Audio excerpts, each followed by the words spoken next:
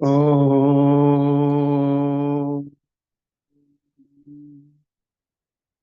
विश्वानि देव सवितर्दुरितानि परासुव यद्भद्रं तन्नासुव। ॐ शान्ति शान्ति शान्तिः। वसुदेवसुतं देवं कंसचाणूर्यमर्दनं देवकी परमानन्दं कृष्णं वन्दे जगद्गुरुं। श्री सद्गुरुदेव भगवान की जय। प्रस्तुत 13वां अध्याय चल रहा है भगवत गीता का और श्लोक क्रमांक 7वां। भगवान यहाँ शस्त्र और शस्त्रज्ञ की बातें करते हैं।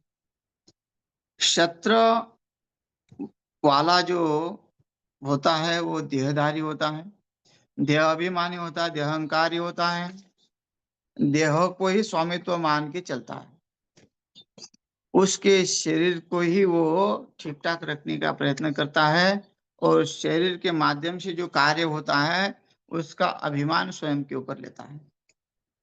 उसका नाम है शस्त्र।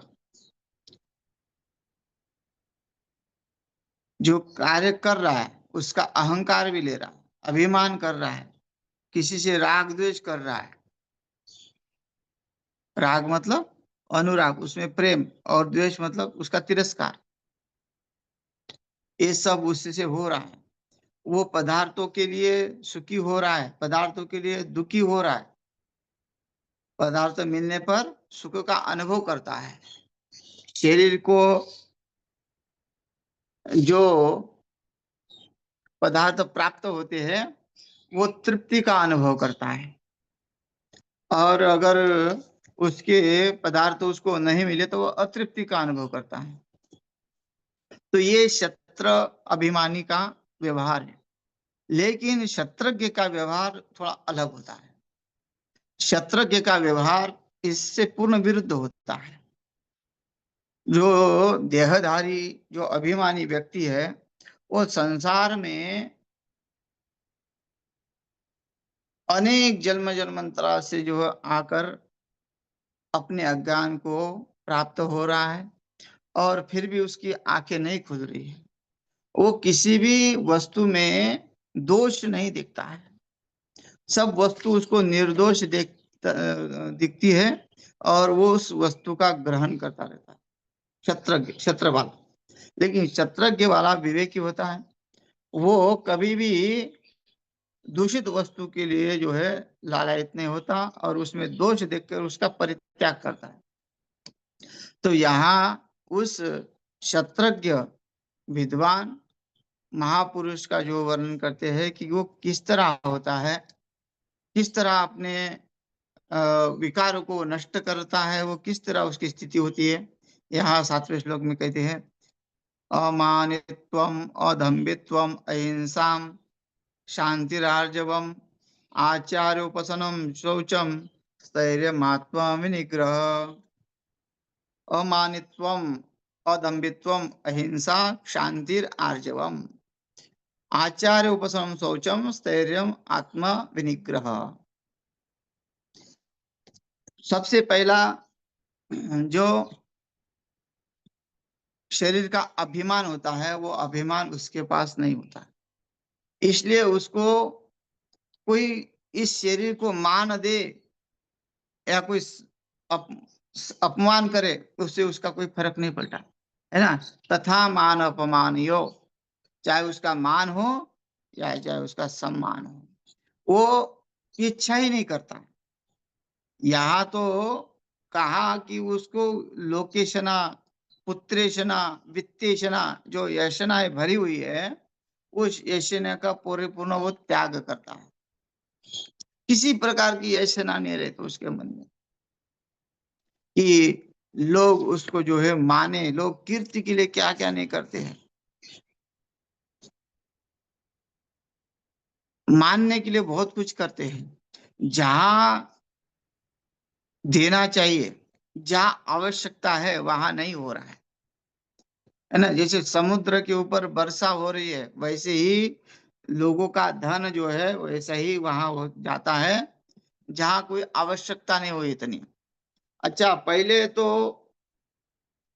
देने वालों ने ये देखना चाहिए, ये मैं क्यों बोल रहा हूँ ये, कि केवल मान सम्मान के लिए ही वो करते हैं, उसमें उनका कोई धर्म का कोई लेश नहीं, धर्म का कोई लेन देन नहीं है।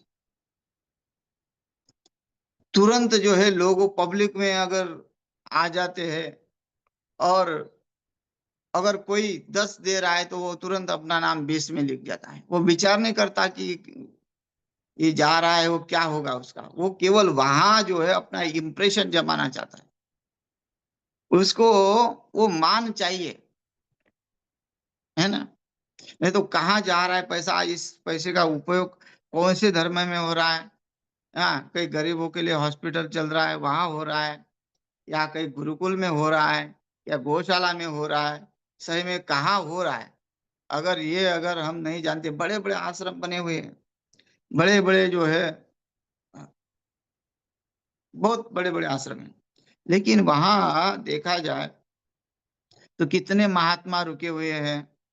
अच्छा, वो क्या धर्म का कार्य कर रहे हैं? अरे वहां वो लोग बोलते मंदिर है, अरे मंदिर में तो वैसे ही आता है, मंदिर में मंदिर का तो हो ही जाता है, लेकिन अन्य जो लोगों का जो पैसा आता है आश्रम में या कहीं भी मंदिरों में, वहां से कहीं भी, यहाँ मंदिर का ही नहीं ले रहे, मस्जिद हो या जिसका भी, जिसका जो धर्म के लिए जो इकट्ठा करता है धन, और जो धर्म को नाम से देता है, मान सम्मान के लिए वहां देता है, उसकी बात हो रही है। जहां भी वो दे रहा है, चाहे कोई भी व्यक्ति हो, उसने ये देखना चाहिए कि यहाँ कौन सा कार्य हो रहा है जिसका जिससे परोपकार हो। अगर कोई परोपकार नहीं होता है, तो अपना स्वयं का परोपकार शुरू करें। अगर किसी माध्यम से आपके पैसे का दुरुपयोग हो रहा है, तो आप स्वयं परोपकार शुरू कर सकते हैं।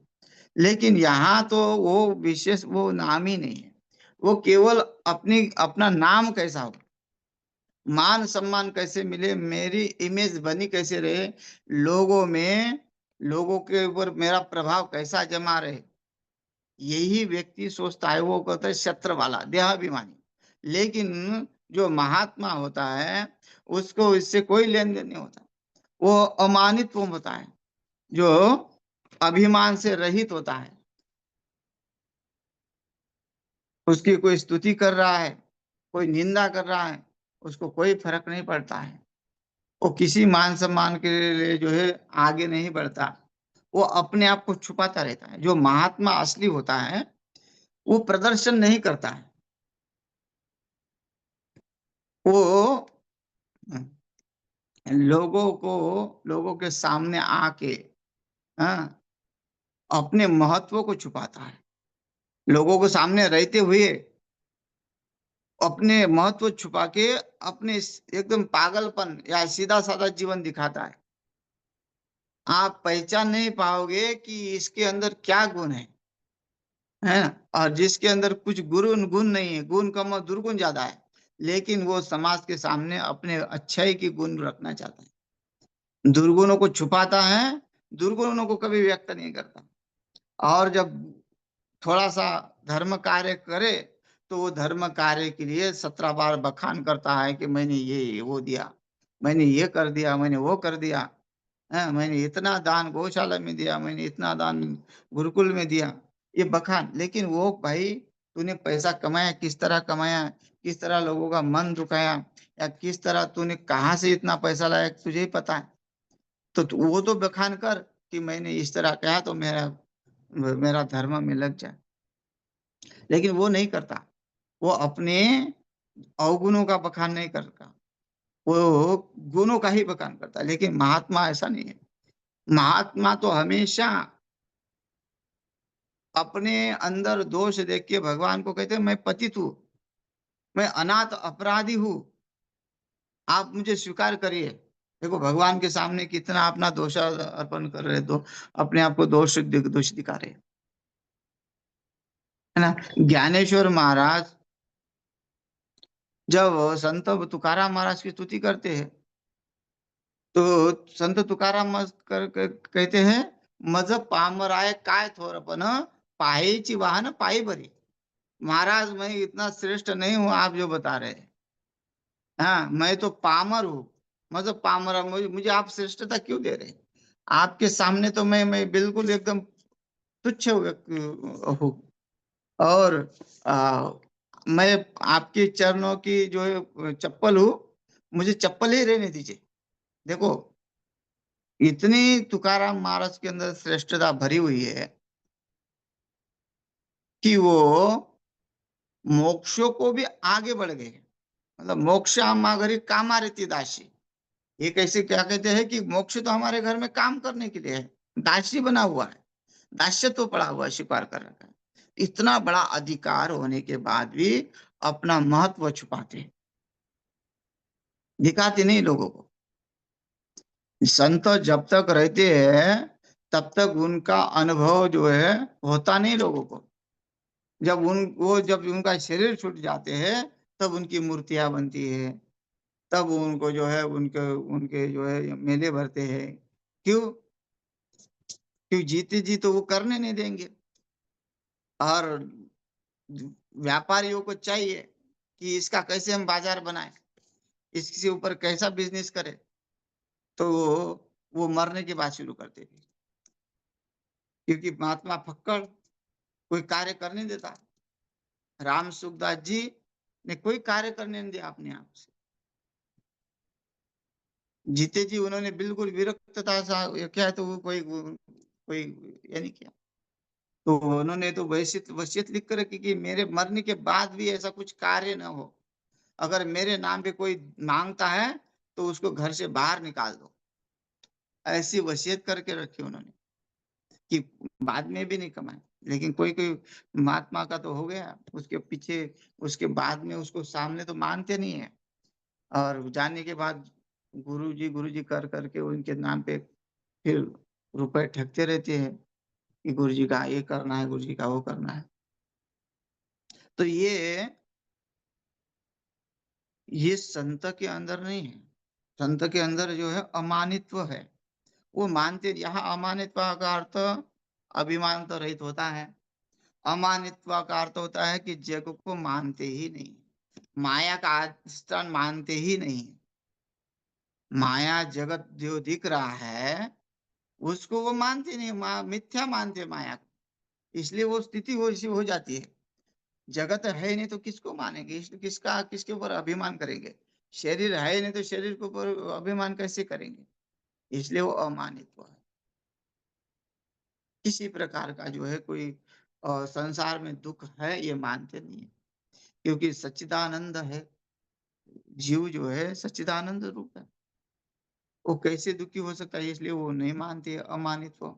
और यहाँ अमानित्व का अर्थ हम बहुत सारा ले सकते हैं। लेकिन यहाँ तो यही है कि जो देहाभिमान का जो देह अभिमान होता है शत्रु वाले को, वो अभिमान क्षत्रज्ञ को नहीं होता है, इसलिए वो किसी बात को नहीं मानता है। वो देह अभिमान नहीं मानता है, अमानित वो। तो ये है उसका। फिर अदम्भित्वम, उसके पास कोई पाखंड नहीं है। मान सम्मान के लिए लोग पाखंड भी करते हैं। कोई सिद्धि दिखा रहा है, हाँ, बहुत आजकल तो साधना करने वाले बहुत दिखते हैं, लेकिन साधना जो है कितनी सिद्ध हुई है ये किसको पता नहीं। साधना तो करते हुए दिख रहे हैं, लोगों के सामने प्रदर्शन कर रहे हैं, बड़े-बड़े जो है ओ, जो है, देखो कई-कई लोग कुंभ मेले में जाओ, कोई जमीन के अंदर धँस के जो है अपनी मुंडी बाहर निकाल के साधना करता हुआ दिख रहा है।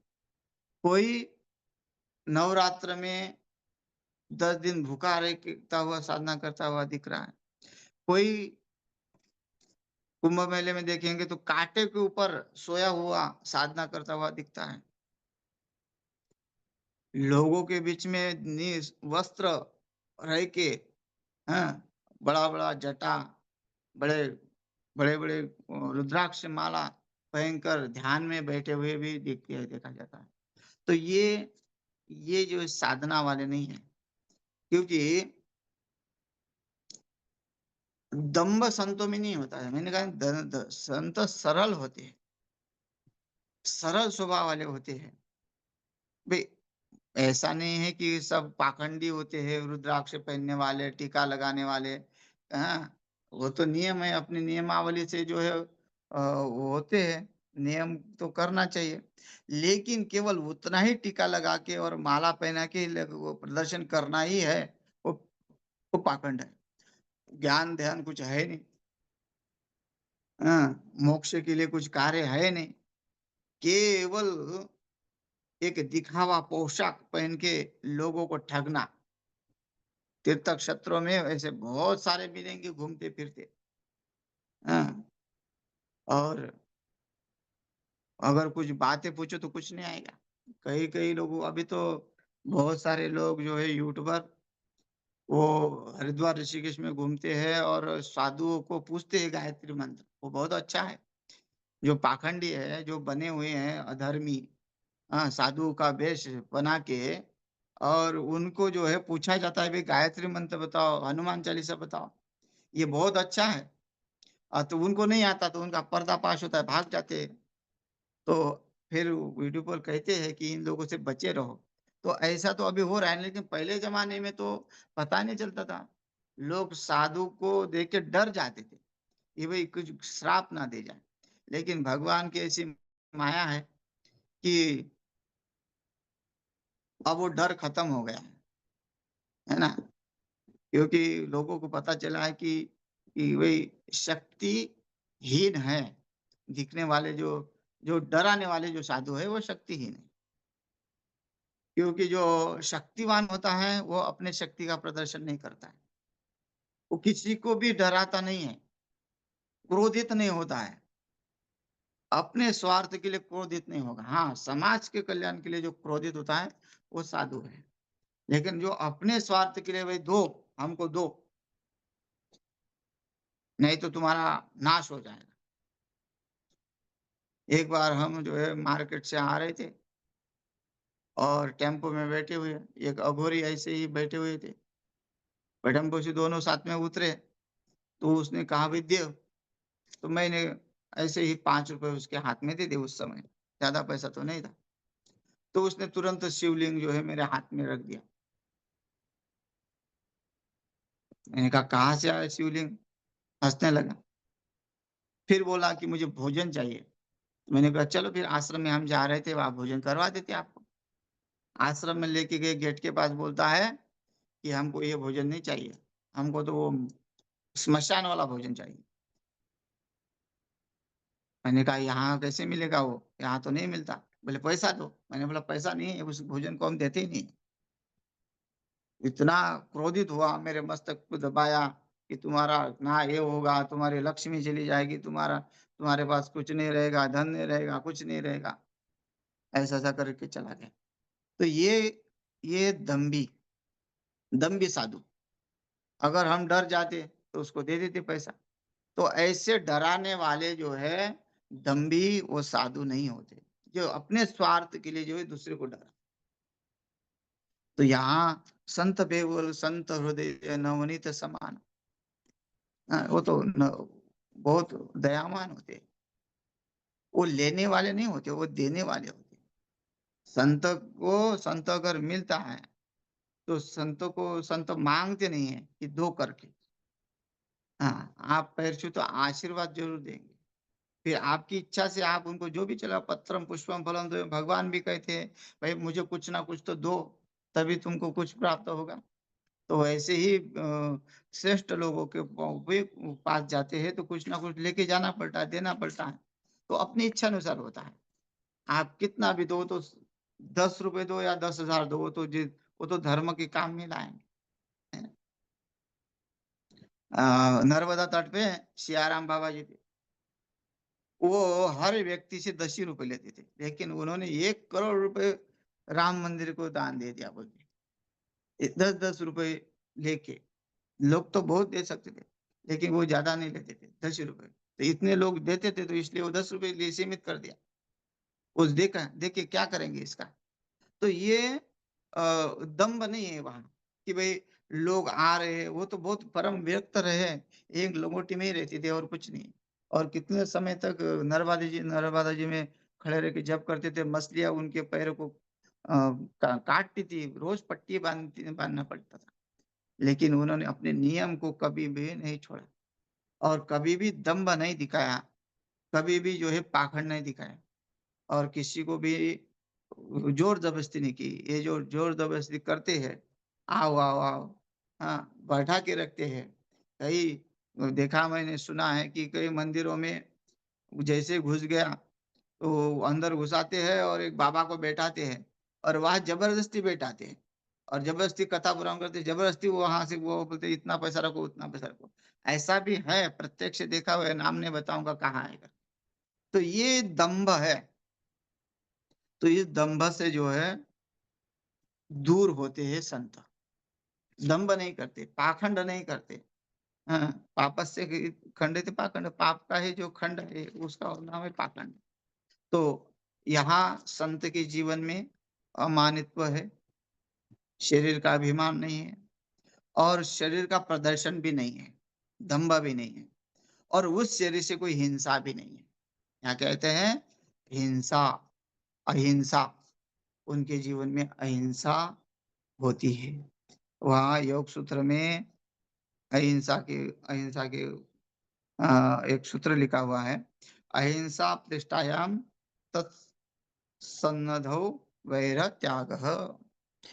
जो जिसकी बुद्धि अहिंसा वाली होती है, अहिंसा प्रतिष्ठायाम तत्सन्निधौ वैरः त्यागः। अहिंसा की दृढ़ स्थिति हो जाने पर उस योगी के निकट रहने वाले प्राणी जो है वो वैर त्याग कर देते हैं। जैसे कोई प्राणी हमको डर के भाग जाता है, क्यों डर के भाग जाता है? क्योंकि हमारे मन में हिंसा वृत्ति जाग जाती है। अगर कोई प्राणी दिखे हमको, हैं? अच्छा, कोई साँप भी दिखता है, तो हमारे अंदर हिंसा की वृत्ति जाग जाती है। हम तुरंत उसको मारने के लिए दौड़ते हैं। लेकिन अ, संत कहते हैं कि अगर तुम्हारा चित्त शुद्ध है, चित्त शुद्ध तरी शत्रु मित्रवती व्याघ्रणी खाती सर्पतया। कहते हैं कि जिसके अंदर चित्त शुद्ध हो गया का मतलब होता है कि अहिंसा है नहीं उनके जीवन में, तो चित्त शुद्ध हो गया। क्योंकि हिंसा है नहीं, अहिंसा है। तो हर जीव के प्रति उसको प्रेम है, क्योंकि वो हिंसा रहित हो गया है। तो उसका चित्त शुद्ध होने से क्या होता है? चित्त शत्रु मित्र हो जाते हैं। जिसका क्योंकि उसके अंदर जो शत्रु भाव समाप्त हो गया है, उसका कौन शत्रु बनेगा? गौतम बुद्ध जो है शत्रु भाव से रहित हो गए और विचरण करते हैं। देखो, गौतम बुद्ध एक परम आत्मज्ञानी रहे, आत्मा अनुभवी रहे, हैं? लेकिन कुछ लोगों ने उनका दुरुपयोग मतलब उनका जो है दुर्दर्शन कर दिया। कैसा? गलत लिख के थोड़ा, उनको कुछ अलग मतवालंबियों ने जो है अलग रख दिया है। तो उनका जो अनुभव है, वो परम संत का अनुभव है। हैं? तो गौतम बुद्ध जो जा रहे हैं, तो गाँव वालों ने कहा कि उधर से मत जाओ, बहुत बड़ा साँप रहता है उस जंगल में। तो बोले कोई बात नहीं, होने दो, जंगल है, उनका रहने का ठिकाना तो वही है। और चलते गए, निकल गया साँप, सामने आया। लेकिन जैसे ही गौतम बुद्ध की दृष्टि उसके ऊपर पड़ी, वो साँप ने पैर को छू के चला गया। तो यहाँ हिंसा रहित है। मतलब क्योंकि उनका हृदय इतना चित्त इतना शुद्ध हो गया कि शत्रु भी मित्र बन जाते हैं। व्याघ्र जो है मित्र बन जाता है। एक संत रहते थे पूना के पास, वहाँ उस पर्वत का नाम है घोराडा डोंगर।